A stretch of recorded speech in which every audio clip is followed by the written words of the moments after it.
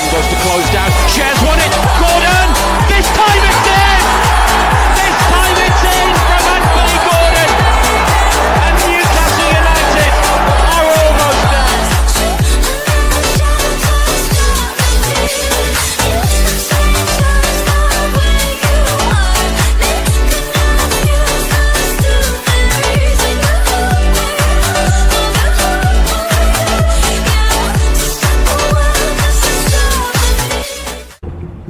If they want a quick game, coming in, let's fucking get it. Let's blow them away with our running. Let's be intense in every action that we do. Let's make it a quick game. Let's go.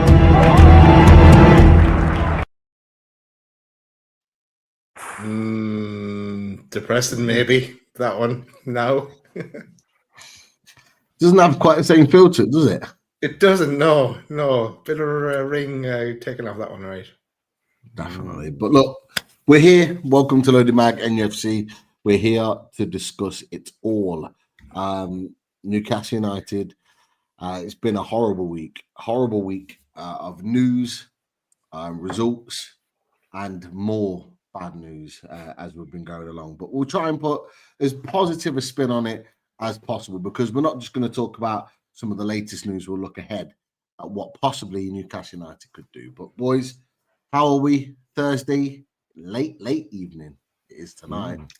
Daz, Chris, how are you? Me, I'm tired today. It's really 2 long days in the office, busy days. So yeah, and players falling over left, right, and centre as it was. I kind of left our show on whatever night it was it Tuesday night, Pete? And there was there was an awful lot of negativity, but there's a bit of positivity coming from after the comments from the CEO, etc. And then it just blow after blow after blow after that. So, but we're still here. We're still in the fighting chance, you'd say. Chris, how are you? Oh God, mate, very similar to you. Really busy 2 days in work. So yeah, I've been looking forward. Obviously, I missed out on Tuesday. I've watched the majority of the show. Still need to finish it. So if anyone hasn't watched the Tuesday show, make sure you do, because there was a lot of positivity, as Daz says. And then obviously it quickly drained a little bit. But lies. Yeah. But on a more positive note, do you know what, boys? I'm obviously thinking about football. I think I said this to you boys actually last week sometime. Like, it's very rare I go into a Liverpool game not feeling like we can get something. And weirdly, and this is maybe what I'm clinging on to, weirdly, this is one time where I'm not expecting anything. Like, I'm not saying we're definitely going to lose or anything, but I'm not hopeful. But maybe this is it. I think I said to you boys, didn't I? My blue mate, when all these injuries start getting announced, my blue mate said to me, "Oh, that the Newcastle's name is on the trophy." He said, "This is how it works because everyone expects Liverpool to batter Newcastle." And what we've got to remember as well, boys, we've got arguably, I think we all know, the best striker in Europe. That gives us half a chance. As long as he's on that pitch, it gives us half a chance. So I'm going to try and be positive this evening. But Pete, how are you doing, mate? Yeah, not too bad. Busy week. Looking forward to finishing tomorrow and having a bit of a chill evening. And then, yeah, all eyes on Monday night, which for me, a lot of the talk has been around the cup final, and I understand it to a certain extent, but for me, Monday is equally as big. We need a result. We need a performance. We need a response from these boys.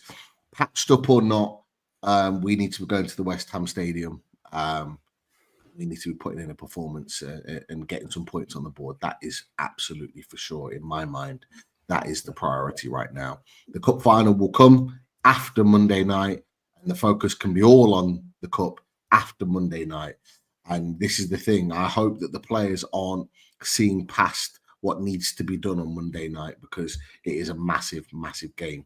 Absolutely. But all good other than that. And look, we'll just run through it really quickly, because the bad news was that what we expected, lads, is that Anthony Gordon, there wasn't going to be an appeal.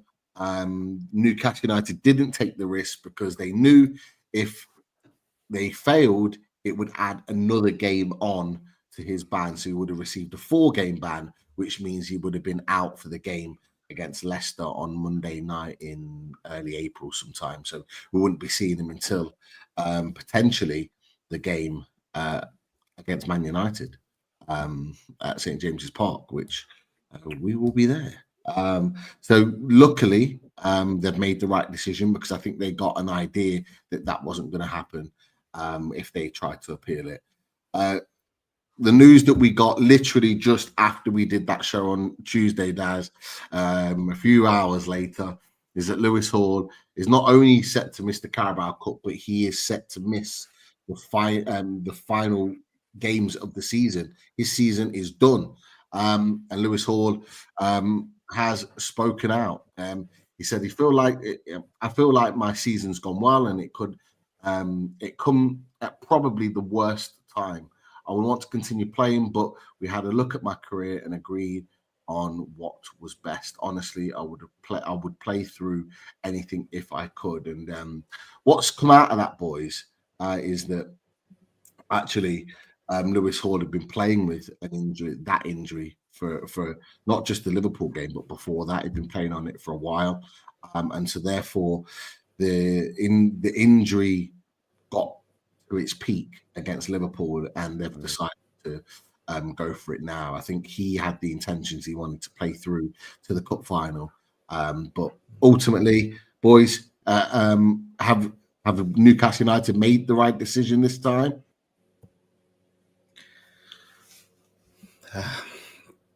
There's a reason why I've said this time. The reason why I've said this time. Yeah. I suppose you link back to the Botman situation before last year. It's look at it. His health and his career and is the most important, because he's going to be with us for many years to come, and he'll have more cup finals, no doubt, with us. It's just such a pity that he got this far. But that's the first time. I didn't realize that, Pete. Actually, I've been a bit off the radar. That's why.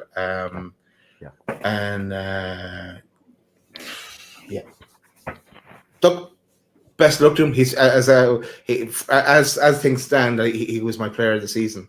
This season, it's up to 7 with someone else with 12 games left to go to outdo him. Like the likes of Toon could step up and outdo him or something like that. But he was my player of the season so far. And thanks Lewis Hall for getting this far with it. And best luck with the recovery. We'll see you in pre-season. Definitely. Yeah, I do you know what? I echo what Daz has said, and I totally agree with Nobby Clark. And if anything, Pete, when you said that, a bit like Daz, I've been a little bit off the loop. Nobby Clark says, if that was Hall injured, imagine what he's like at full strength. And do you know what? When you said that, Pete, that's what I thought. Because in the last few weeks, we haven't really seen the best of Lewis Hall. Like he's not been bad, but he wasn't at the levels he was a few months ago. So I'm actually feeling quite encouraged now in the fact that, he was carrying something. I think the right decision has been made. I think you're alluding to, as Daz said, the Botman injury. And again, is this a James Bunt intervention where, he's kind of come in and gone, right, no, if we've got Lewis Hall on a long-term deal, and Lewis Hall, his trajectory since he's come into the Newcastle United side on a regular basis has been astronomical. So why ruin the potential for 2, 3, 4, 5, 6 years as our full-time left back when he's not quite right, and we're just flogging him and playing him when he's not 100%? For me, I think they've made the right decision as a club. Having Tino Livramento in the left back position, as we saw in the last game, we've got more than adequate cover. It gives Kieran Trippier minutes at right back, which I think from a leadership point of view, certainly on the pitch, is exactly what we're going to need for the Carabao Cup final. So you can also take the positives from that. No one wants to see Lewis Hall out, obviously, but you've got to try and see the silver lining. And if it means Kieran Trippier's in the squad, it means that, you know, to have his experience on that pitch at Wembley, that's going to be huge. And Tino Livramento didn't do himself any disservice when he played last week at left back. I thought he played really well. So I'm seeing it as positive. And if we get Lewis Hall back to his 100% best next season, great.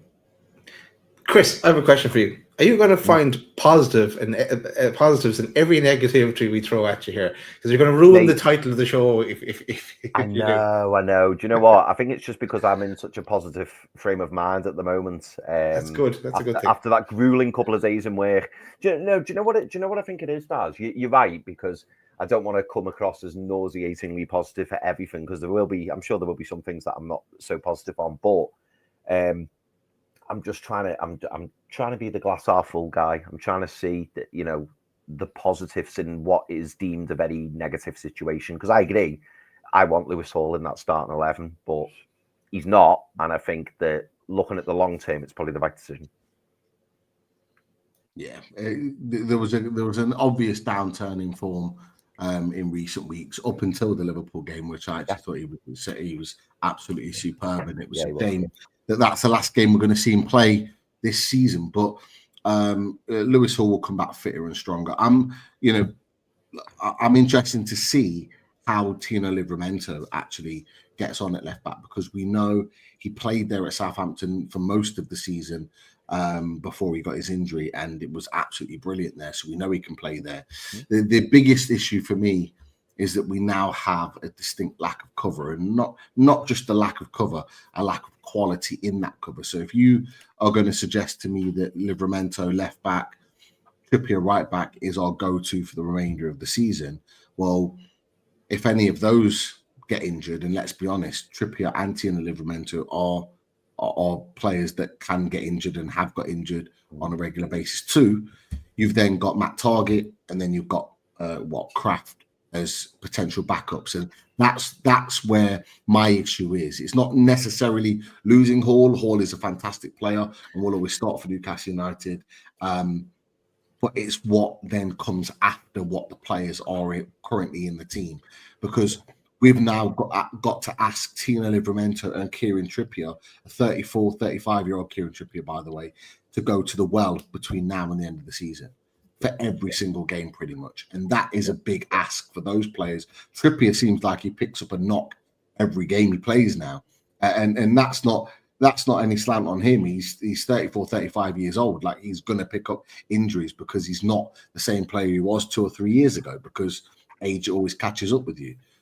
But we're now expecting him to go to the well week in, week out. And that's my biggest worry off the back of that. And it goes back to another point, because the bad news kept coming.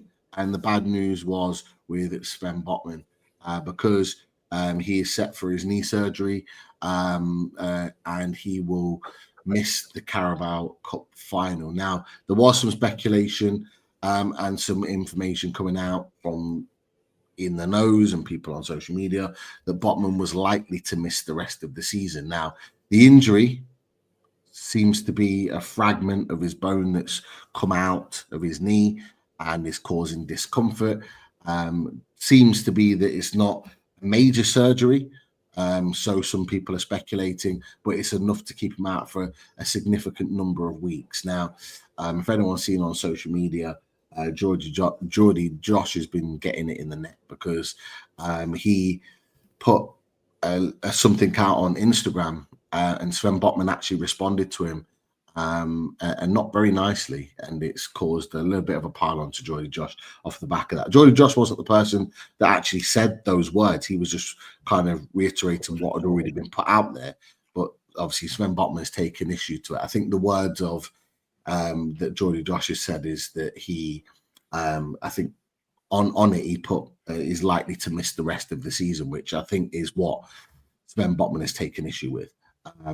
He doesn't think he's going to miss the end of the season, clearly by that response, but there's rumours that, and Craig Hope talks about it here. He says, no risks with Sven. Newcastle will not take any risks with Sven Botman during the remainder of the season. and only after knee surgery will the extent of the absence be known. That's where we are. So we don't actually know what the situation is, how long he's going to be missed. Is he going to miss the whole of the season? Is he going to be back playing at the back end of the season or not? I would speculate if he's back, he'll be back for probably early May, if we're lucky. So that's where the question lies, is he going to make the end of the season? But look, we talked about going to the well. We now are in a situation that we've lost Botman, and we now have Dan Burn and Fabian Schär to take us to the rest of the season. Boys, how do you feel about that? We've got no choice, got to deal with it. But how does that make you feel, knowing that we've got those two centre-backs that we have to rely on week in, week out? Well, to quote myself, I said Botman has to play no matter what, even if he's only 75% right. But if he's having an operation, that rules him out. So that cross that one out. I'm not fully confident in having Schär and Byrne as our centre back pairing for the remainder of the 12 games. Now we do have Kraftku, who can come in as well and alternate if there is injuries as well, and this man as well, Lascelles, who I didn't think we'd ever see playing for Newcastle again, but we may end up seeing him playing for Newcastle again before the end of the season.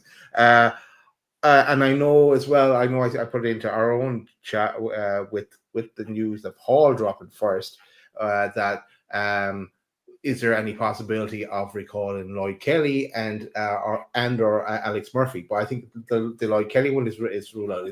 They want to make that sale, so it'll ruin that transfer, and it'll be a backward step after the deal is in place. So Alex Murphy, I don't know, and I haven't heard any other comment about that. I did put a little comment to Alex, sorry, on the inside, didn't check it again back, but it just, the cover we have is like they're going to be our first choice pairing for sure.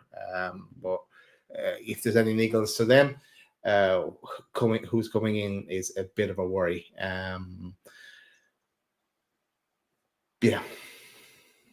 Chris, I'll come to you because Nobby Clark says, where the hell is Lascelles? I think it was just before Daz had mentioned it. It's here. Do you expect to see Jamal Lascelles between now and the end of the season? In the Geordie's Mags South chat, Daryl asking me weekly, daily, where is Lascelles? When is he coming back? I have no idea, but Eddie Howe did say that he'd had a couple of setbacks in his recovery from his ACL. Do you expect to see him between now and the end of the season, as has been reported? I think so. I think we will. But I think actually last time we were talking about Lascelles. For me, I think it will most likely be the end of March, April. That would be my prediction. A reunion. Yeah. Well, funnily enough, talking of reunion, am I right in thinking, or am I imagining this? We were we watched Jamal Lascelles live, didn't we? Yeah, we were there when he did his ACL. We were there when he did his ACL. Yeah. It was the West Ham game. I mean, God, that was such a long time ago, wasn't it? But do you know what? It was a really, really serious injury, and I think you don't if someone's been out for what 11 months, 12 months practically, you can't rush these things, can you? And obviously, since the change in ownership and since that horrendous season where we had well, it was like over 15 injuries, wasn't it? We want to try and avoid that again. So as much as we need Jamal Lascelles and as much as everyone's hoping that Jamal Lascelles is going to be back, at the same time, you don't want to then, let the lad try and recover for 11, 12 months, throw him in when he's not ready and then he breaks down again. Because that's no good for him and his long-term career either, because I think we're all in agreement that I would say it's probably unlikely that he gets a new contract at Newcastle United. So what you don't want to do is for this contract to end and he's out for another 6 months, because then he's going to struggle to get another move, isn't he? So I think he can only come back when he's ready, when the club are happy that he's ready. But I think we'll see him before the end of the season. And certainly, even if he's not ready, it wouldn't surprise me if, last game of the season, he jogged on for the last 5 minutes or something like that. I don't know. But I don't think Jamal Lascelles is the answer to our short-term problems. Maybe medium, but certainly not short-term. Especially coming back from a serious knee injury. Throwing him in and expecting the world from him, fighting for European Football Champions League, whichever one it will be at that time, is not really the ideal situation for him. But ultimately, for me, I think we may get 2 or 3 games at the end of the season max from him. I don't see him back until May, in my opinion.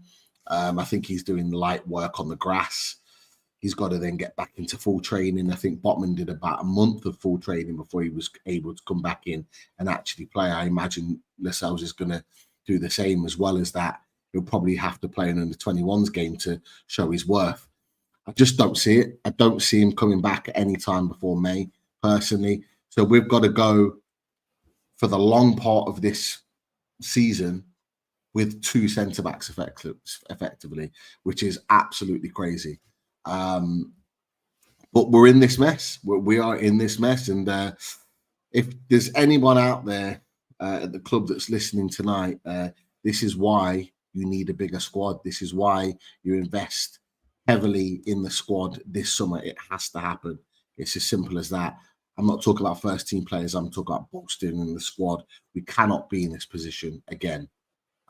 It's absolutely crazy that Newcastle United are going in with 2 centre backs for the remainder of the season.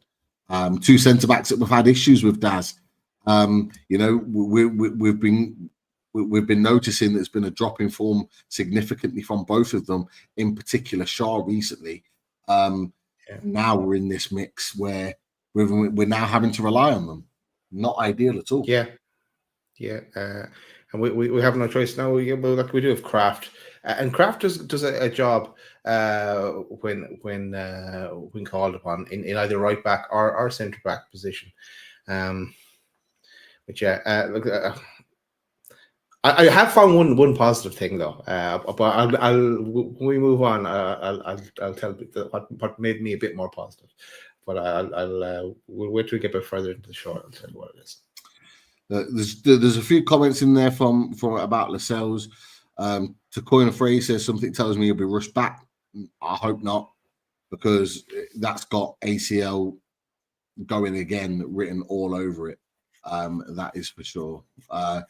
There's a couple of other comments that I did see as well. I think Jimmy Watt put in there, and I've missed it now. Jimmy Watt put that, Lascelles hasn't played an under-21 match. Yeah, no, he hasn't. But what we're saying is that he'll have a full month of training and then have an under-21s match before even being considered. He's nowhere near that at that point. I think that's the point that was being made at the time. And I think there was a couple of other comments further up regarding Lascelles, but we'll leave that there. Just one last thing on Shaw before we move on. It has been reported that Shaw is close to signing a new contract, speculated of a year's extension. Boys, Daz, I'll start with you. You happy with that potential news that he could be signing on for another year? But before all the injuries, I would have said yes, because he offers strength and depth. We have seen a falling off from him, and he's getting older like everybody else. But he doesn't next year. He can't be a first choice, and he's a good squad player first. And he comes up with a goal, and as well with the 5 at the back, he does wander up and shoot if he gets anywhere near the box when it comes to Shar. No, I'm happy that he'll get another contract. He does deserve it for his service to us. I know at one point I did write him off. Was in between Rafa and Bruce, or I don't know. I did write him off at one point, but no, he's done really well for us. But it's just the last few since the start of the year, he hasn't been great, and it's kind of like a mental thing at times as well. But we've been here before, and he's stepped up, and we've been here, and we've been in a bad dark place, and we've gone in a massive run. Now we didn't have all those injuries to contend with, but there's still hope of something. To can we get over the line somewhere? Not saying the League Cup, but the European / Champions League places are, let's see how it plays out over the next little while. How do you feel about Shaw potentially signing a new 1-year extension, Chris? I would be very, very happy if Fabian Schär signed a new 1-year deal on the understanding that he wasn't the first choice right centre back. Yeah. If he's the first choice right centre back next season, then I think it's been a disappointment. I think it will be one of the biggest disappointments in the summer transfer window, because to me, I think imagine Fabian Schär in a cup game, against a lower league opposition team, or your main right centre back's out and you've got someone like Fabian Schär stepping into the fray. Brilliant.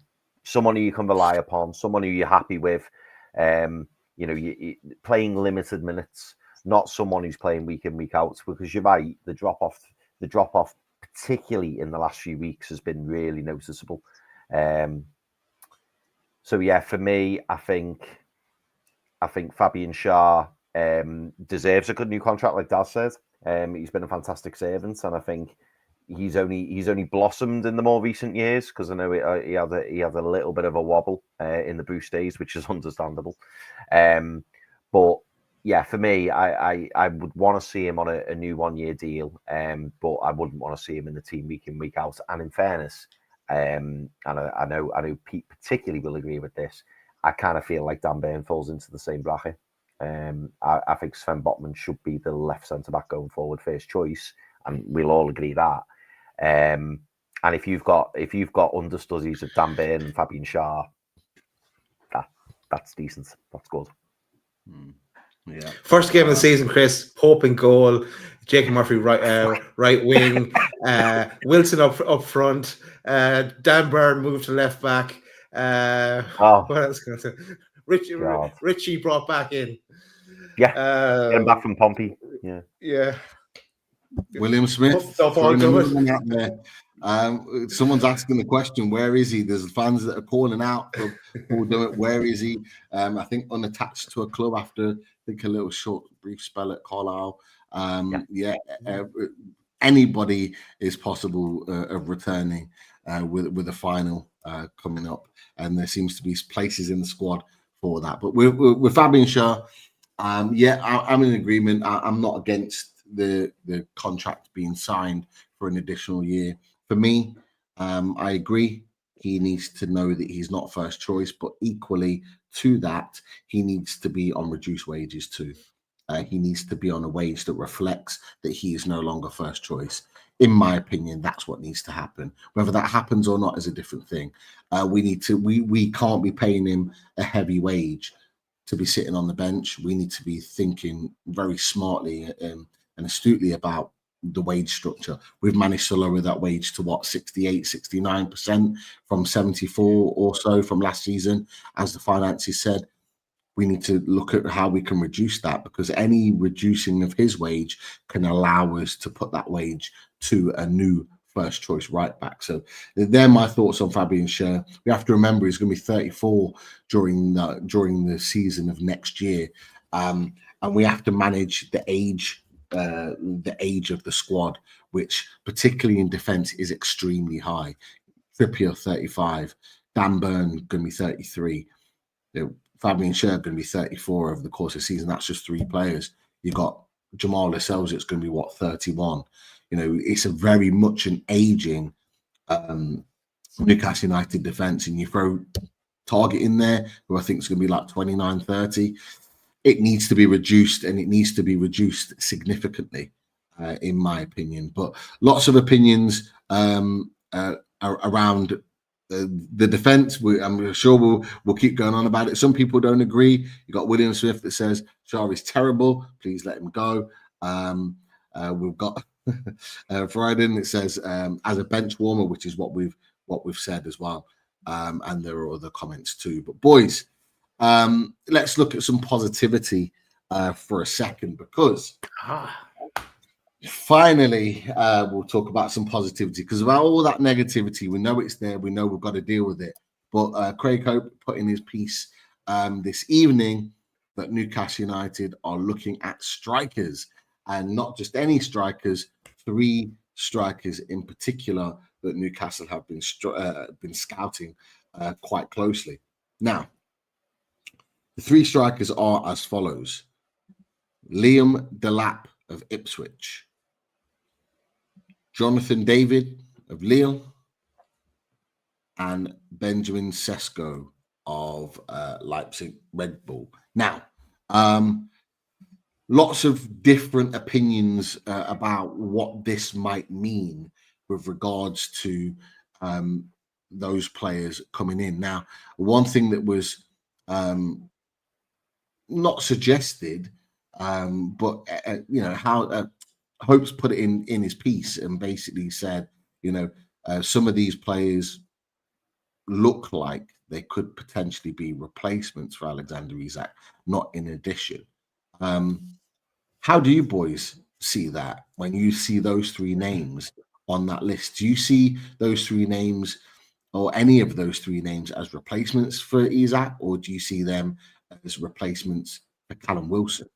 How do you see those 3 names as their Daz? Okay, well, this actually ties in nicely with what my positivity thing I was going to tell you about, because and I'll answer your question in a second. But I was driving home from work this evening, and I finished part of the time, and I listened back to our show as well, Pete, from the morning's drive as well. But I was listening to the Athletic podcast, and on it was I think it's Athletic FC. They had Chris Watt and Jacob Whitehead, and the presenter that was and it was all about Isak. I don't know if you've listened to it yet yourself, but it was just it got me in a positive mood, because listening to it, I was thinking, all these injuries, all these things.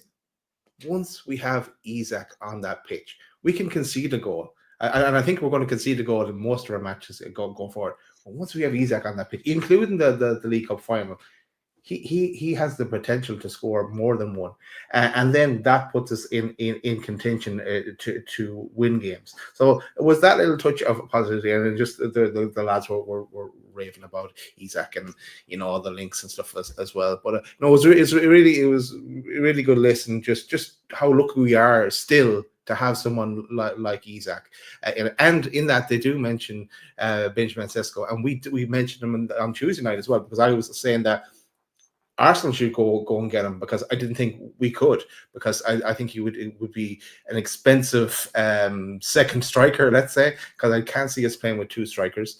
But my first pick of those 3 is Benjamin Sesko, yeah, but not to replace Isak. That would be a lower option than Isak. Isak is top, of course. Benjamin Sesko, I'd love to see us get him. We've been talking about him for the last 3 years or something.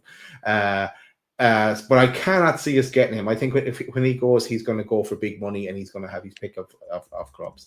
Jonathan David, it's a free transfer. Again, it's going to be big wages to he'll have a lot of clubs after him, because he's that free transfer. Again, I would love him to come as well. I've bought him in either Football Manager or FIFA or something like that. He scored more goals than Isak.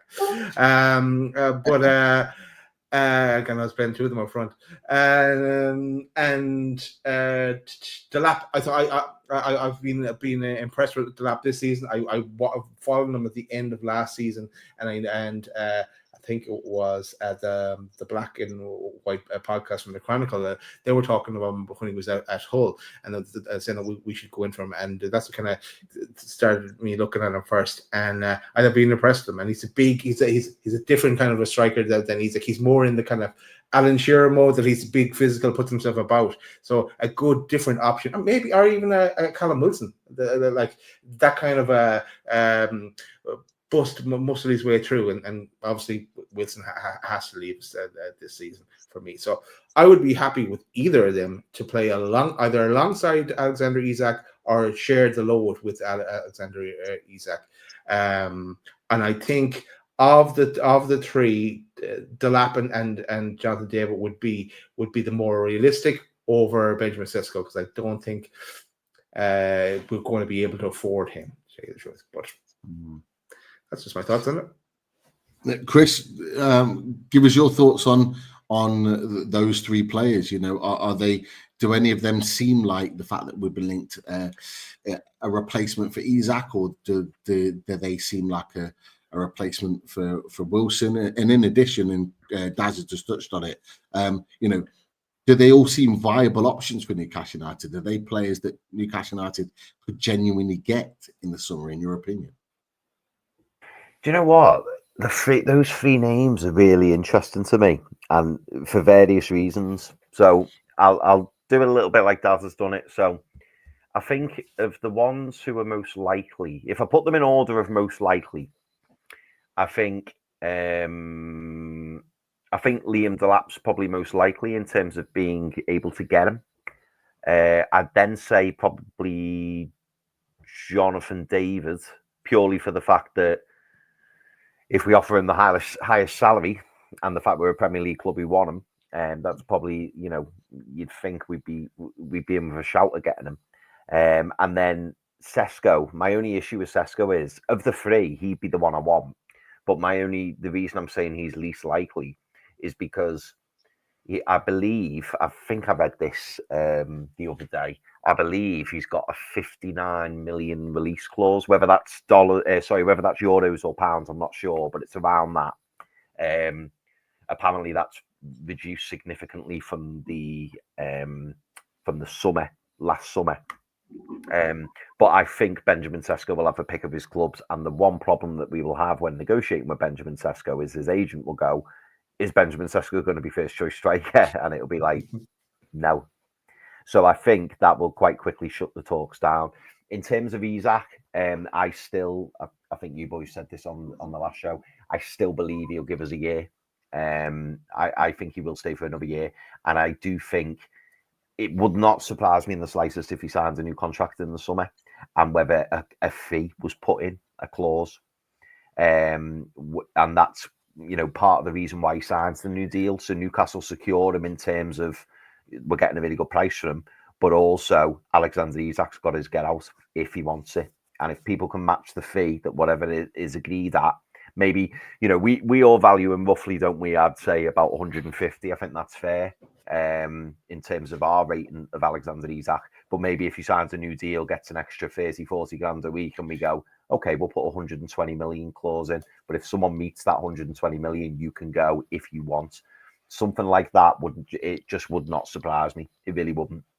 And it will guarantee us that we keep him for another year. Maybe that activates after the year has passed, and then it's up to him. So the club are rewarding him for his play and, you know, his performances. But also Alexander Isak knows in the back of the head, if this isn't panning out how we hope it will, I've got that figure around my head, and I know that if clubs can come in, I can then make his future's in his hands basically, because if a club comes in and goes, "There's 120 million." He can then make the choice if he wants to leave or not. In terms of whether I see the club going for those three players, I'm thinking of it from a club perspective now, as opposed to a player perspective. Like I struggle to see Newcastle going for someone like Liam Delap, and the reason I say that is because I think Daz mentioned it. You know, he's a bit of an old-fashioned striker, I think he's going to have a higher ceiling than Chris Wood. Chris Wood's been outstanding this year, so I'm not knocking him. But he's in the Chris Wood mould, and I think this team and the way Eddie Howe wants to play, we don't need another striker like Chris Wood. We basically need as close a version as we can to Alexander Isak in backup for me. The fact that Callum Wilson is, you know, I know he's not looking like the Callum Wilson of old, but I don't think it's a coincidence that he looks so out of place in this team now, because we've evolved. And I don't see us going for a striker who's like, I think you described it, Pete, last time, as like a fox in the box. We don't need a striker like that. We need a striker who's comfortable, you know, floating around the wings, coming deep for the ball. Look at Erling Haaland's another example.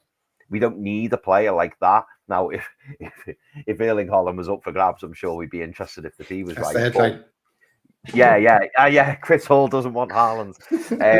But no, it's I just don't. I see us going for a profile of player similar to Alexander Isak, which is why I think we signed Will Asula, because Will Asula is lanky. He gets him. He puts himself about, but he's also got that burst of pace. He's also got he's got the ability to play off the wing. And weirdly enough, who else? Who does that sound like? He is similar to Alexander Isak. He's nowhere near Alexander Isak's level, but you could see even his first goal for Newcastle, it was almost Alexander Isak-esque on the right wing, cuts in, fires it. You're not going to see Callum Wilson score a goal like that. You just wouldn't, and you're not going to see Rory Delap. I keep saying it. You're not going to see Liam Delap score a goal like that because he's not that kind of striker. Jonathan David, I think, is probably in the middle somewhere. Long throw, but definitely not a goal with the wrong foot from about 20 yards out from the wing. Jonathan David, I think, is probably in the middle of the three. So I'd say Jonathan David is capable of being more like Isak. I'd say he's still more towards the Wilson side of things and more towards the old fashioned style striker. But he's got more to his game. So I could see Jonathan David more from the club looking at him. And obviously the fact he's a free is a big plus. But Benjamin Sesko, that's exactly the type of player the club will be going for. That's exactly the type of striker the club will be looking at, in my opinion. It's just whether or not we can get him. Can we find another Benjamin Sesko out there who's maybe a bit cheaper? Yes, he'll probably be a bit rawer, but also a bit more attainable. I don't see us going and spending. It's like Dominic Solanke, another one. Dominic Solanke, Tottenham overpaid massively for Dominic Solanke, in my opinion. We all said this. The club won't be looking at players like that. And when we got linked to him, Eddie Howe was very complimentary of him. Obviously, Eddie Howe signed him for Bournemouth. Eddie Howe's not going to put Dominic Solanke in this team. Eddie Howe wants to play a different way. And that's why I think and I hope that we'll be looking at strikers who are similar to Alexander Isak, or certainly not the complete opposite of Alexander Isak. And that's exactly what Liam Delap is for me. He's the complete opposite of Alexander Isak, and we don't play like that. So I just don't see that. Yeah, someone in the chat there, the final boss, Gadassi. I could see why we were interested in Gadassi. He's probably even more in between. He's probably in between Jonathan David and Sesko. So he's edging more towards, your Sesko Isak type player. But yeah, I just don't. As soon as I see links to players like Liam Delap, I just think, no, you may as well link us to Chris Wood. I think it's got about the same chance, genuinely. Can I just go for Pete? No, I was just I was smiling not at the Grassy comment, but the fact that his name's the final boss. If anyone knows wrestling, you'll know who the final boss is. So it just got me excited about wrestling. That's all. Final boss legend. Sorry, that's cool. I was just going to get in on one of the comments that Chris had on the contract for Isak. I was just thinking about this again, listening to that podcast, and I was thinking that if we weren't to get Champions League football this season, and we were to get European football, and it was enough to keep Isak with us, which we all hope it will, and we know that the CEO came out and said that we're not selling him anyway. But I think we should, he should probably push for a clause in the contract that would become active, a fee that would become active if we weren't to qualify for the Champions League going forward, because he deserves to be in the Champions League. If we're not in it and he is not in it next year and he sticks with us for that, he definitely needs to be in the Champions League the year after that. It isn't actually fair that he's not in it after that. So because he has the potential to be to win the Ballon d'Or. He's a top striker. Totally. But he's contracted to Newcastle United. So that's the other thing. I mean, I listened to the podcast. I was listening to it this afternoon, and to be fair, they were quite positive at the fact that he could stay at Newcastle United. Actually, in the way in which they were speaking, and it goes back to the point: who can genuinely afford Alexander Isak this summer, who can genuinely afford to pay that sort of money. Because regardless of whether it's a one-off, one major payment or a structured payment, it's still a huge amount of money and an outlay on somebody's summer window. And so you only narrow that down to a few teams. And those few teams that could possibly pay for Alexander Isak have already got a striker in position. You look at Real Madrid, they've already got a striker in position. You look at Man City, they've already got a striker in position. Okay, Barcelona, but we don't know what their financial situation. They can't even register players, let alone sign players for that amount of money. For that amount of money, it's all right signing a Danny Almo for 40, 50 million, but we're talking about 150 million pounds worth of money, like player here. Can they afford to do that? A few people are being put in there. PSG have got the money. PSG have got the money, absolutely. But we're talking about him going and playing for the world's best. Does he want to go and play in Liga? Maybe. I don't know. PSG have got the money to go and sign him. They have, but it's whether some players like Kvaratskhelia was quite fine to go and play in France, and he's playing there and playing exceptionally well at the moment. But some players actually want to avoid France. They don't want to play there. When you've played in the Premier League, they see it as almost as a step down. And when you're in the peak of your powers, do you want to go and play in France? I don't know. That's an answer that I don't know. But you're looking around after that, people are saying Liverpool. When have Liverpool made an outlay of anything that significant? And let's not forget, Liverpool have already been stung by paying nearly 100 million for a striker in Darwin Núñez last time. A player that there's a big question mark on whether they're trying to offload him in the summer.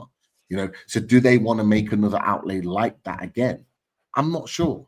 So you're looking around and you're thinking, who's going to actually buy him?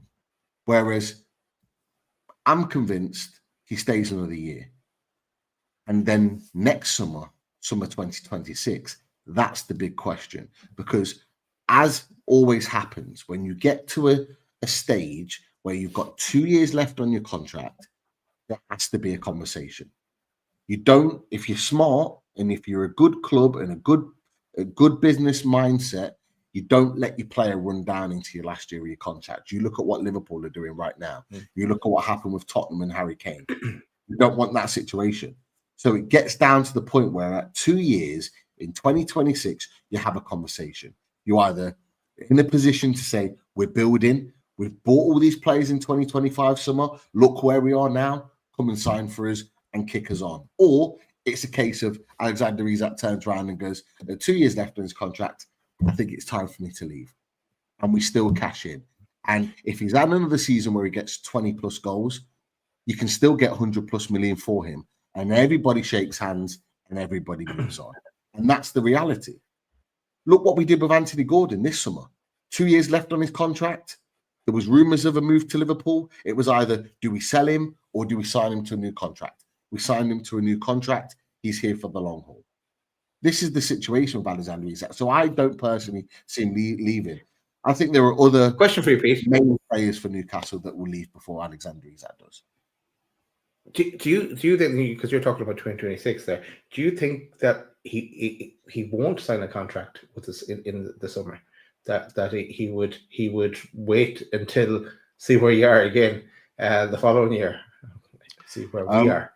It's a great question, Daz, and for me, it's very, very simple. If he doesn't sign a new contract this summer, he leaves next summer. That's my opinion. I genuinely believe that. Because I think with 2 years left on his contract, he has more power. With 2 years left, Newcastle are in a less powerful position because they know they need to make a decision on whether they sell him or not, a little bit like Anthony Gordon. So for me, if he doesn't sign a new contract this summer, and I believe Newcastle will offer him a bumper deal. I think Newcastle will break the barrier of 200 grand a week plus. I won't be surprised if Newcastle United put 250 grand a week down and say, you're our highest earning player, you're our star player, we want you to stay. I'm not sure if Alexander Isak signs. If he doesn't, I think the sweetener. Go on, sorry. I think the sweetener there, not sweetener, but just the safety guard for him is a kind of a release clause that like if we're not in the Champions League or something like that It is. he could go for a certain figure. So there's an awful lot of negotiating there to get right. So I think a deal can be done with them, even if we're not in the Champions League, assuming we're in Europe. It's win-win for the club and the player, because if he signs a new deal and that clause is in there, because let's be honest, they're not going to sign a new deal and then they announce the clause, but the clause is there, and then rumours of the clause will come in the summer when we don't get Champions League. Sorry, if we don't get Champions League, that's when the rumours of the clause will come out. So, by the way, you know that deal Alexander Isak signs, there's a clause in there, just letting you all, and that's kind of the club letting all the fans know, listen, like, you know, and his agents to go. Yeah, there's agents, that was the case. and you know, it would. I think it would be a mistake perhaps for Isak not to sign a new deal, because any new deal he signs, the club are committing to him, right? But it guarantees that he can go for a certain fee, and it's going to give him a wage rise. It's going to give him a wage rise. Yeah. So even if he stays for the year, he's going to be, as Pete says, he's going to be on an extra 80, 100 grand a week. And he knows that if we don't get Champions League, there's your gentleman's agreement. Someone comes in for 120, Alex, you can go. And he's like, great, you're getting great money for me. I've given you another season. Everyone, not, I wouldn't say everyone's happy, but everyone's kind of like, yeah, fair enough. You give us another year and you've done it, and we haven't reached that level that we wanted to. Be on your way. And if we don't reach that level and we haven't qualified the Champions League, we need a rebuild anyway, because there's something gone wrong after investments. Sorry, Pete. Go on. No, I was going to say this is part of my thinking though, is that as to why he may not sign a deal. Look, I'm with you. I think it makes sense. Give him a clause, extend his contract, bump his wage up. He's the main man. Everybody's happy. I've just got a feeling two things. One, if we do have a clause, it will be very much like Bruno Guimaraes. It will be like in a window, PSL window, yeah, that will be in place. Which there's no guarantees that teams are going to have that sort of money to splash. All this talk about Arsenal, if Alexander Isak doesn't leave this summer, Arsenal have to sign a striker, so that almost puts them. That puts them out of the shopping window for Alexander Isak. That's gone. The other thing about it is, and this is the issue, and this is the reason why Bruno Guimaraes didn't leave last summer, is that with a release clause, you have to pay that whole money up front. Yeah. Who's got that sort of money? Because that's actually worse. If you had a release clause of 115, 120 million, that's worse than paying 150 million. Because at least with 150 million, you can structure it over a period of time if you really wanted to. But paying a release clause, you have to pay all that money up front, which is great for Newcastle. I mean, we get the money on the books anyway, but we get that cash in the bank instantly. I just think a release clause may well cause more problems than good if the intention is to leave next summer. Whereas I think if he doesn't sign a new deal, and I'm not advocating for him not signing a new deal, by the way. I want him to, and I hope that happens. Release clause, an extra extension onto his deal, taking him to 2030, for example, an extra 2-year extension. That's what we all want. But I'm just thinking from his point of view or his agent's point of view, if they're actually looking to eventually move on and keep their options open, not signing a new deal this summer and then looking at it at 2 years would be the smart move for them to do. And this is where I think it will either go one of two ways. They'll either sign his deal with the release clause that you mentioned, Chris, and everybody's happy, and we bounce into next season. Because what that does, it takes all the speculation away, all the talk away, and everybody's happy because everybody will know what the situation is come next season. And hopefully that's not a conversation because, like we say, hopefully we're smashing it. But if it doesn't, this conversation is going to carry on and the annoyance and the frustration that Newcastle fans have had all season with Isak being touted about every top club is going to continue all next season if that contract's not signed. So it's in Newcastle's best interest to make sure that he signs that deal. But they're the alternatives with Alexander Isak. This is the thing. The key to it is, boys, we don't need the money. We're in a good financial position and we have assets. And this is where we'll come on to in just a second. But Chris, did you have something you wanted to mention? You had like a question, I think. I did, but I just want to ask you one last thing on what we've just been talking about. Yeah. Let's fast forward to next summer. So not this one coming. Sorry, let's fast forward to not this summer coming, the next one. Alexander Isak hasn't signed a new deal, and he's got 2 years left on his contract, and we haven't qualified for Europe. How much do we get for Alexander Isak with 2 years left on his contract? And he has a similar season to this season. So we're talking at the top end of the Premier League goal scoring charts, maybe not top, but 20 goals. Scores 20 goals for us next season. We don't qualify for the Champions League. 2 years left on his deal. How much are Newcastle asking for him? Say 150 million. He's a year older. 145. It's not even about a year older because he'll still be 26. Like, he'll still be a great age. But I think it'll be more so his contract. I still think we can get 120 million for him. 150 and 120 million, I think, would be a fee that Newcastle would negotiate on. I'm with the likes of Sophie B and one or two others, 130 in there. I think that's a viable fee that we can get for him. But I think Newcastle would, at that point, if he turns around and says, look, I need to go and play Champions League football, I need to go, I think Newcastle would maybe negotiate on a 115, 120.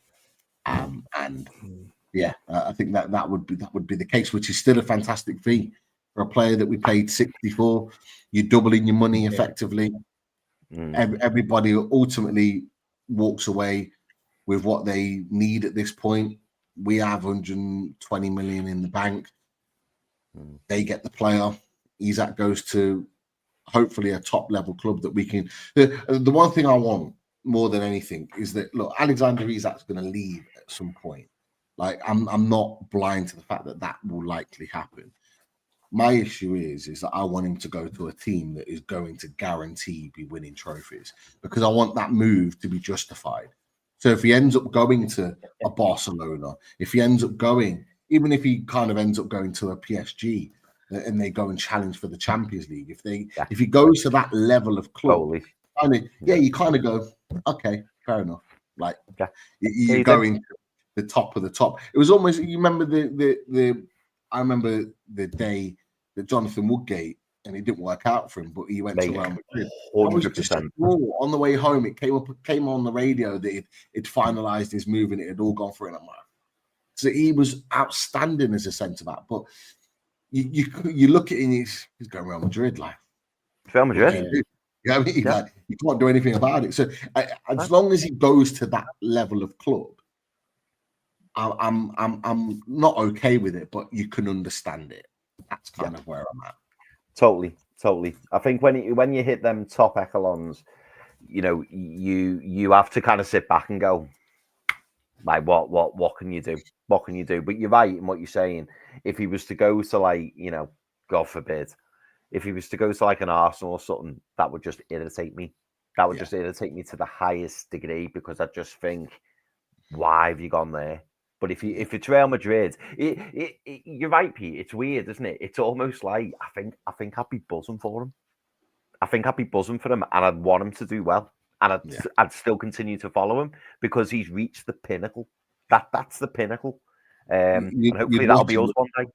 Yeah, you'd watch him with appreciation at that point. Yeah. Like, I don't do that very often with players that leave Newcastle United. Like, even with you know how much I loved Alan St. Maximin. Like, since he's gone, I'm just like, he ain't a Newcastle player anymore. Like, next, like, you just focus on the club and the players, because that's the club that you follow. But he's one that you kind of keep an eye on, because he is a top player. But ultimately, let's finish on a positive with this discussion, because actually, just before you Since you mentioned Real Madrid, I just had a flashback at that deal we did to bring Michael Owen to Newcastle from Real Madrid, and we get him Santiago Munez in return. What a crap deal that was! That was disaster. True. Sorry, boys. I did have Michael that quick question Hate for you. Michael I was gonna mention it to you earlier. A quick question. Just because what you were saying earlier, Pete, about the injuries and stuff, and apologies for someone in the chat's already put this question in, but have either of you thought in the last few days, not that you're glad that we got knocked out the FA Cup, because that's not, no one's glad we got knocked out the FA Cup, but does it look like a bit of a blessing in the sense that what we do not need right now is extra games, extra distractions? Because once this Carabao Cup's out the way, boys, and let's hope we lift it, once this Carabao Cup's out the way, it's sole focus on the league, because we want Champions League, we want to finish in that top four. Do you think if we had the extra FA Cup game and, you know, Eddie Howe, the squads, the management are all going, oh my God, like we could really do without this game because we've got to solely focus on the league. Do you think there will be any, well, for you, is there any elements of that? And do you think there's any element from the club where they're like, geez, imagine we had FA Cup games squeezed in between this as well, given the injury situation and suspension? It's hard to think like that, because then I would have thought that Gordon wouldn't have got the red card as well, and just increase your chances and or something like that. But no, I get from where we are now and the threadbare squad we have, it's less games we need, not more. And like we have the West Ham game on Monday, then we have the League Cup game on the Sunday, then it's the last 10 Premier League games in the running. To get through. So yeah, I can see where you're coming now out there, but it's a weird way of looking at it. I wouldn't have said that a couple of days ago, but now where we are now, maybe. No, I agree. Pete? Yeah, I think with all the injuries, it will give us a sole focus. I still feel we've missed a massive opportunity with the FA Cup. I really do. I think it was a genuine competition we could have been competitive in.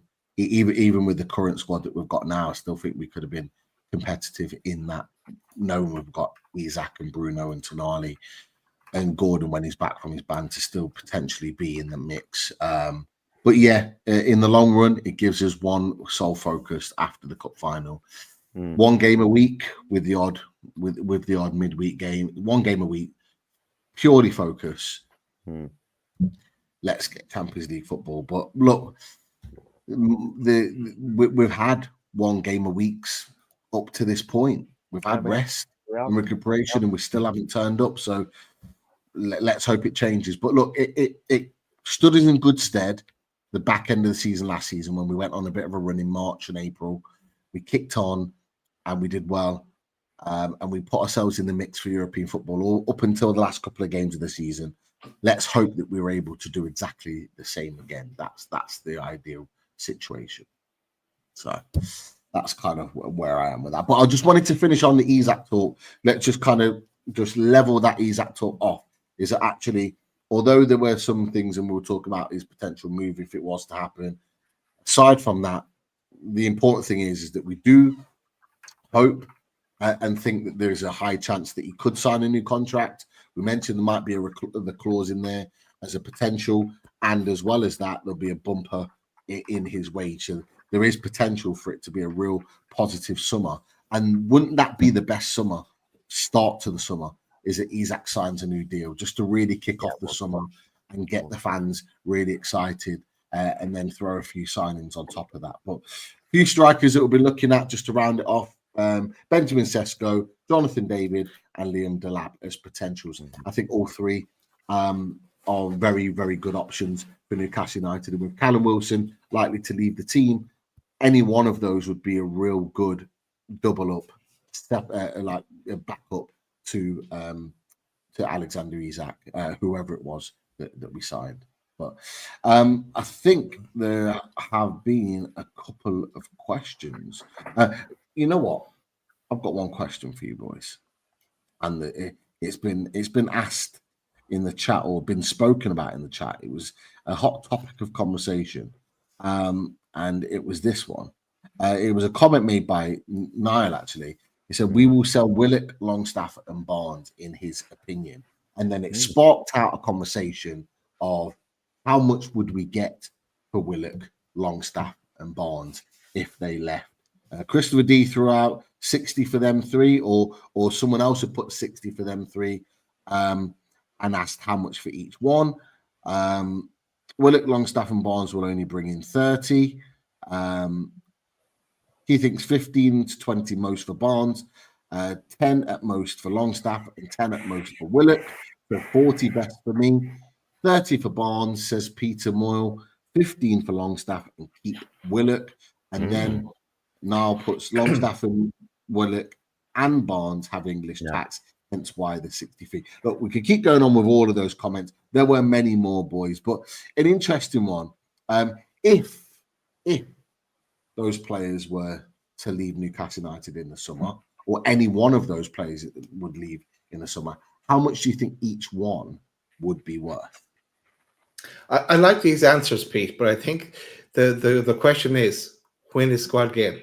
Is the question that's being asked here, because people keep asking the same questions and they'll only be answered in squad game. So a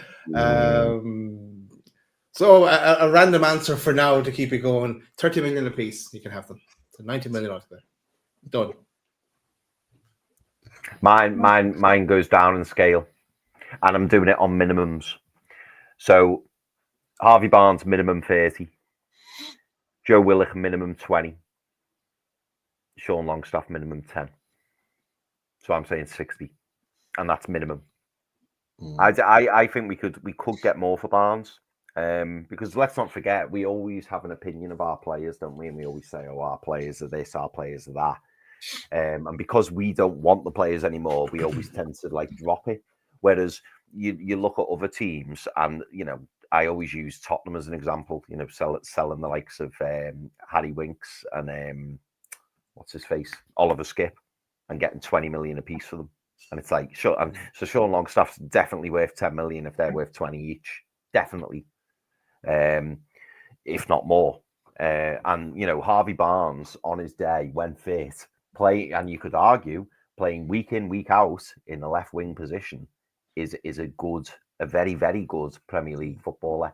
And some clubs will pay 30-40 million for a winger who's meh. Harvey Barnes will guarantee you goals. If you can keep him fit and keep him on the pitch, he will guarantee you goals. I said this before, like in Everton, if Everton were going to start splashing out in the summer and Everton went 30 million for Harvey Barnes, he'd be a fantastic player for them. And you look at teams who are aspiring to be in that top half, and who may have a lot more investments come the summer.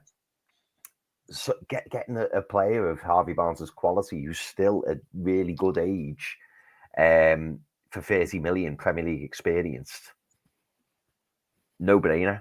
And I think if they were to come to us with 20 million, I think we'd be like, no, he's worth far more than 20 million. But that's my opinion.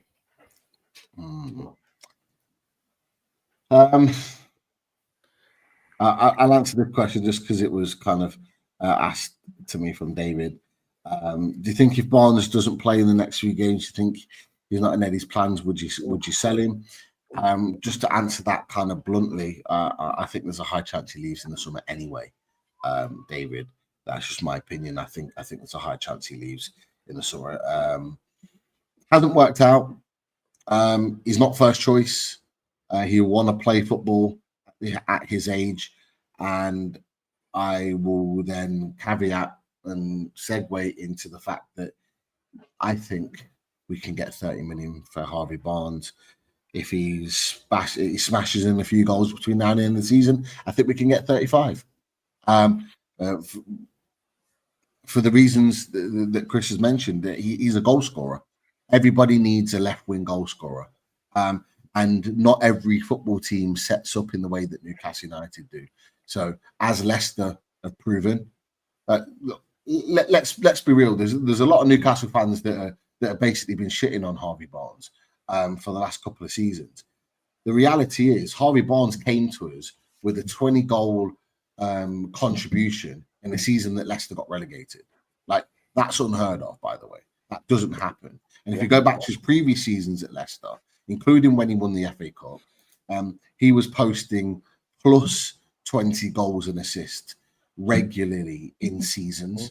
Like, that is unheard of too. So Harvey Barnes, regardless of what he's done at Newcastle United, Newcastle fans can call him what he wants. He will go, and wherever he goes, he will go and score goals because he'll go and play regular football. Someone mentioned the likes of Everton. I don't want him going Everton because I know he'll go Everton and he'll smash it there. He will. Score goals. No, he will. He will Absolutely smash it under David Moyes at Everton. And everyone will be going, well, why didn't he do that for Newcastle United? Well, maybe it's because he didn't play enough football. Maybe we didn't give him a run of games in the team. Maybe it was because he was always on the bench and playing 20, 15 minutes here and there. I really hope in the next few games without Anthony Gordon that he shows us what he's all about. I said the other day, I'm not convinced he should be starting. But if he does start, I hope he shows us what he's all about because I know how good he is. He is absolute quality. And if he doesn't prove it here, he'll go and prove it anywhere else. And Newcastle United will know that, and they'll want to get as much of that 40 million back as possible. Yeah. Joe Willock, I think if he's fit now between now and the end of the season, chips in with a goal or two, I think we can get 25 million for him, which is what we paid for him, because he's still at an age where he can still significantly contribute to Premier League football. And a player like Joe Willock, for some of those teams in the bottom half of the Premier League, he will be gold dust to them. There's no doubt about it. Regular football, playing for those type of teams, he will pop up with big moments. So I think we can get 25 for him. Sean Longstaff, I think we can get 15. He's had his contract extended for another year. We were looking at 15 in the summer for him. There's no reason with the same year he left on his contract now that we can get 15 for him again. And there may well be teams like Leeds, for example, coming up this season, and maybe one or two others. Sheffield United, maybe, if they get promoted. If Burnley get promoted, they're all teams that I can genuinely see Sean Longstaff playing for. And I can genuinely see a club like that paying 15 million for him. So they're my fees on. You could sign him. Yeah, It'd be a good all signing. three of them would be good signings for various different teams in that lower echelons of the Premier League. Yeah, Pete, totally. And people forget that. We're talking about Premier League players. They are, all three of those are Premier League players. Are the top 6 players? Maybe Barnes. But Willock and Longstaff, maybe not so much. But if you're getting clubs who are, 10th, 12th, 14th, they'd be delighted to have those players. Delighted to have them. They would. I wouldn't put it past someone like Nottingham Forest getting Harvey Barnes. I think they'd take Harvey Barnes. Whether he'd go there because of the Leicester links is a different thing. I wouldn't put it past West Ham paying 30 million for Harvey Barnes. Particularly if they lose Kuzos. If they lose Kuzos, yeah. Absolutely. I wouldn't put it past them. And these are teams that you would expect will be fighting next season at the top end of the table. Again, Forest with European football and West Ham fighting for European football under a brand new manager. So there's 2 teams that I would expect. I just think that's the case. And Joe's in the chat and he's talking about Alanga. No. Alanga is nowhere near Harvey Barnes. Just because he's not regularly playing for Newcastle United doesn't mean that he's any better than Harvey Barnes. He is not. He's just a pace merchant. That's all. Right, let's crack on. Alanga's a right winger, isn't he? And Barnes will be dominant. Alanga is a right winger. Yeah, Barnes can play on the left, but yeah, pace merchant. Right. That's what it is. Peter Moyle says, "What a disaster." On the other hand, no pressure now. Nobody thinks we have a chance. It's kind of what you were saying, Chris, and what your mate said as well. You were telling us. All right, and Naby Clark says, "Imagine if Hall and Botman being out was just a massive lie." I love that. Wow. I started that. I love that. Yeah, that would be pretty amazing. And yes, and we did appeal to Gordon, and he's back for the final. Yes, all back. Yeah. Oh god, be some surprise, right? That would be the biggest wall pulled over all of our eyes from Eddie Howe. That would be the monster of all monsters if that happened. Jesus Christ. You see them turn up Right. at Wembley, and you just see Gordon like that. This must be from Freud in 81. This must be how the interaction with Geordie Josh and Sven Botman was. Yeah, that's what he put in the comment. That's what Sven Botman put in the comment. So I think it was in relation to Geordie Josh saying that, or saying what had been said elsewhere, that he could be out for the rest of the season. Yeah. And that's responding to that. So clearly, Sven Botman's hoping to be back by the end of the season. Yeah. For the purposes of audio and the tape, it says, "Don't sell bullshit." That'll save you having to look it up. Niall asks, according to the finances published, how much do you think we will spend in summer without more player sales and sponsorship? Who knows? And that figures will change with many different elements between now and the end of the season, and even Good possibly figures into the were in season. the chat. There were some good figures in the chat, boys. Was there? You take them. You take them. Absolutely. Right. Stephen Hodgkinson, he says Botman could be the new Woodgate. Play for 6 or 7 games, then out again. We need 2 centre backs in the summer. I'm not having this. Sorry, Stephen. I'm not having this. I'm not having this narrative that's been going on the last couple of days that Sven Botman's injury prone. No, he's not. Right. A player can have two injuries and that's effectively all he's had at Newcastle United. Let's not forget the club have mismanaged Sven Botman. This is not Sven Botman's fault. He's been mismanaged. You know, he'd have had his ACL done and have been back and have been playing this whole season had they have made the decision earlier and done it properly, rather than him playing on an ACL that hadn't been properly recovered for like 3 or 4 months before they eventually did the surgery and had him out. I'm not having that. I'm not having that he's injury prone. Not one bit. He isn't. Right. An ACL is a bad injury. Fair enough. But he's recovered from that. Let's not forget this new knee injury is a completely different injury, and it's an injury on the opposite knee. So it's a bone fragment. This is not an ACL. This is not an MCL. It's not the same injury on the same knee. This is a different injury that has just happened. These injuries happen. They do. But I'm not having that Sven Botman is injury prone. No. Far from it. Far from it.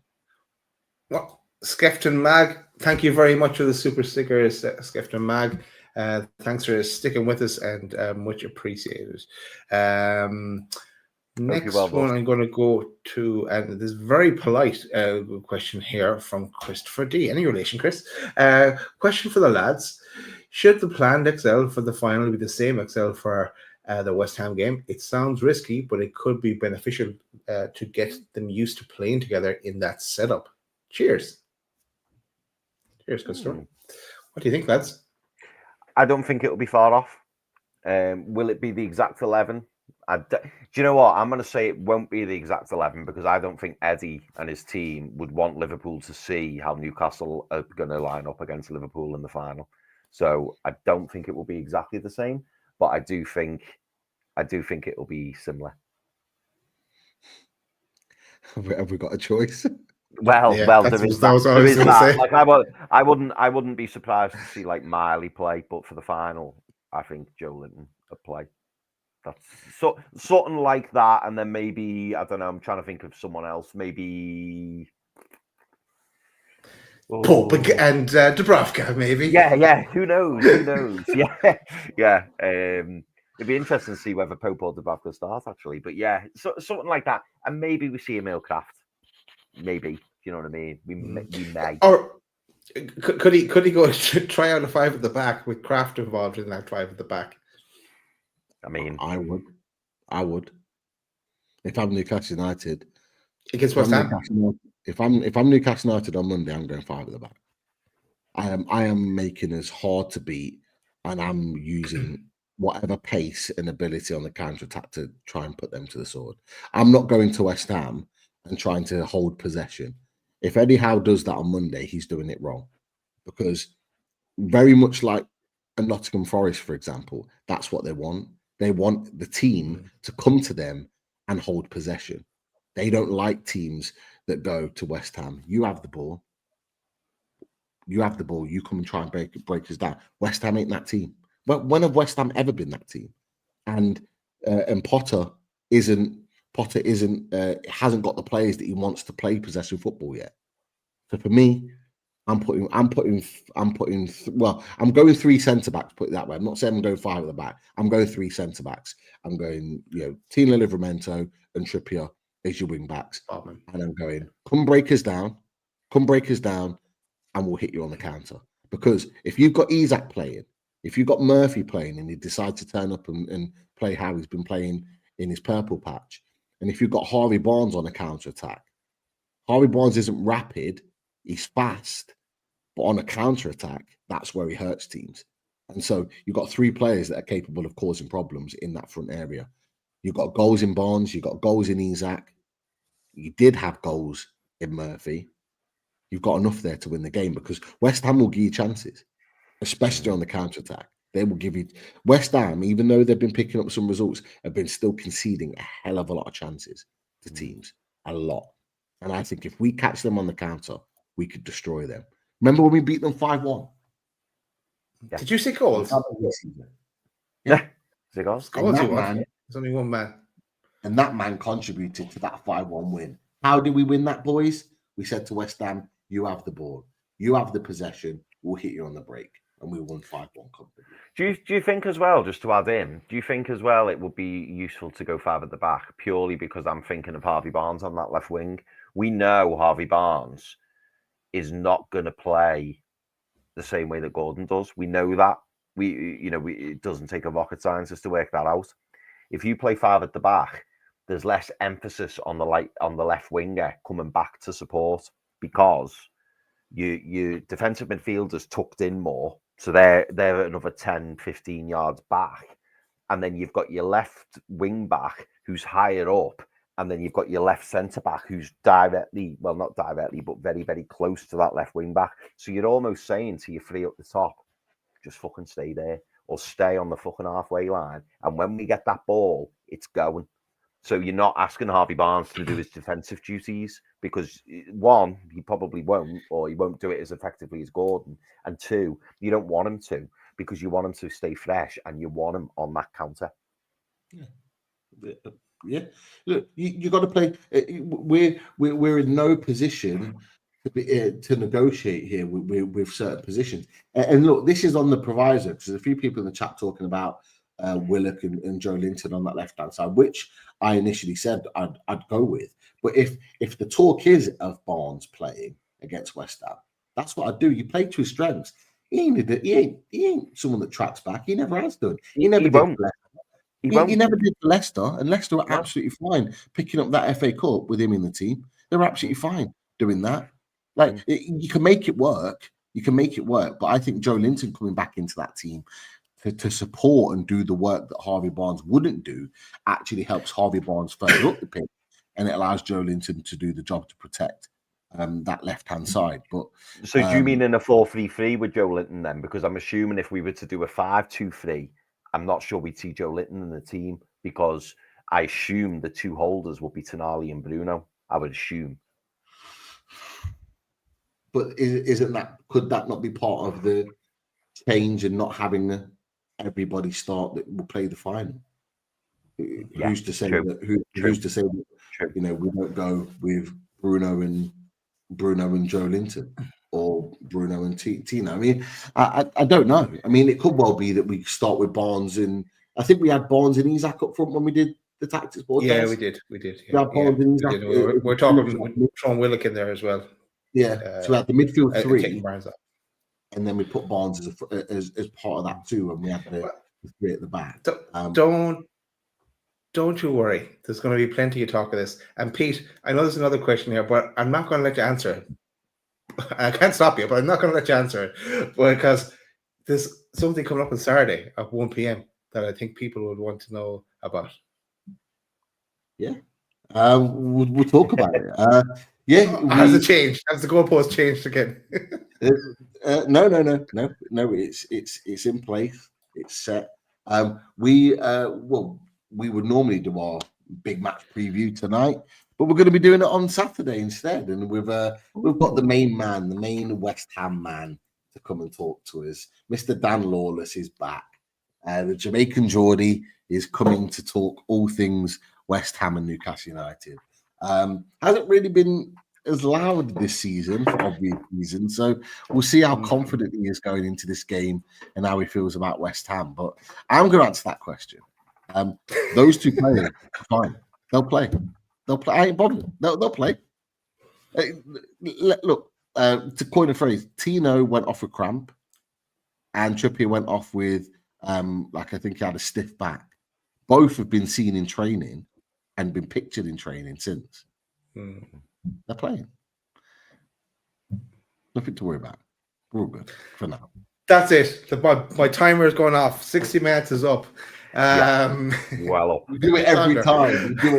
I've not looked at the clock until you've just said that, and I'm like, what is going on? Right. And all right. Thanks everyone for joining. Make sure you smash that like button on the way out. You see, and know as well about the two QR codes are down the bottom. One will take you to the loaded shop, and one will take you to buy us a beer. So that is it, really. Jimmy Watt, don't be worrying about Isaac. Isaac's going nowhere. Going nowhere. All right. We will see you Saturday, 1:00, as we look forward to the next one. Have a good evening. Good night. Nice all.